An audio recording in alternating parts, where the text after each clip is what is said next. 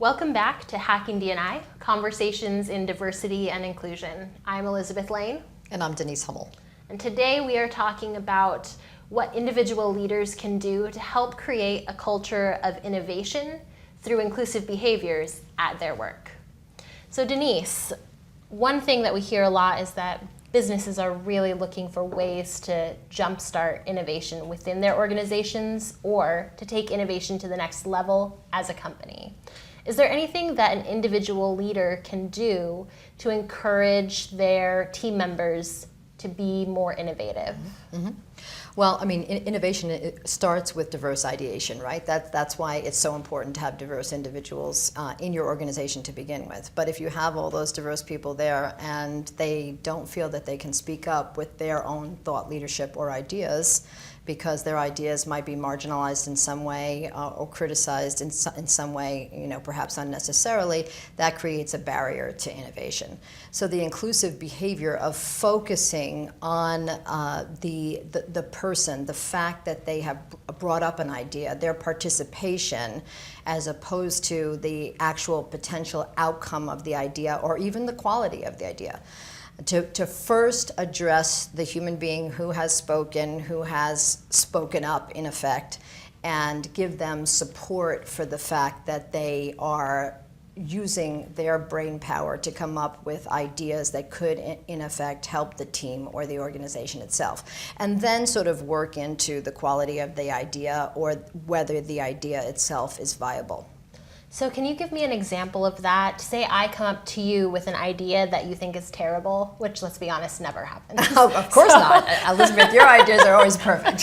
So how do you respond when I have an idea that Sure. genuinely isn't a great idea? Sure, and let's just assume, for example, that your idea could be a good idea, but isn't in the budget. We'll just use that as an example. So you've expressed your idea, and I say, I really like the line of thought, and I really enjoy the fact that you are thinking in such a different way, that you're not relying on historically the way we've done things in the past, because clearly that hasn't worked. I want you to just keep those ideas coming.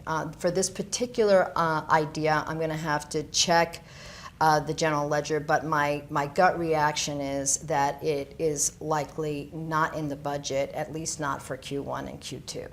But let's just keep the dialogue open, and thank you again for being such an important member of the team. Okay, I was a little bit, maybe I overdid it or was a little sappy, let's say, but the idea is if I had turned around to you and in direct response to your idea said, oh, Elizabeth, that's not in the budget, and just walked away, then I'm not valuing you as a human being. I'm not encouraging you to bring your ideas next time. And I might think twice about speaking up when I have an idea. Absolutely, 100%. Yeah. So what about for an introvert? When you have introverts on your team and you're trying to get them to contribute more, are there ways that you can facilitate that and make it easier for introverts to contribute their thoughts? Good question. And we see this in particular, especially in scientific industries like life sciences and tech, for example, but also among groups of people like women and people of color who have historically felt disenfranchised, that they are in fact the quieter voices. Could be personality style, could be past experience, but either way, it takes a different style of leadership to bring those people out. And recognizing that someone is very quiet, of course, is the first step. And the second step is, how do you handle that? Well, as leaders, we can incorporate certain tips and tricks, like, for example, speaking to people one-on-one outside of a meeting setting rather than in front of a group. When it comes to virtual calls, we can make sure that those individuals are specifically on the agenda, or those teams are on the agenda and have advanced preparation to actually think through their thoughts, which is classically an introvert style, that they need a little bit more prep before they just spew what it is that they want to say spontaneously. So there are several different tips and tricks for dealing with those quieter voices, and understanding what they are and then implementing them can make a huge difference in terms of getting innovation to come to the forefront in your team. That's awesome. Thanks, Denise.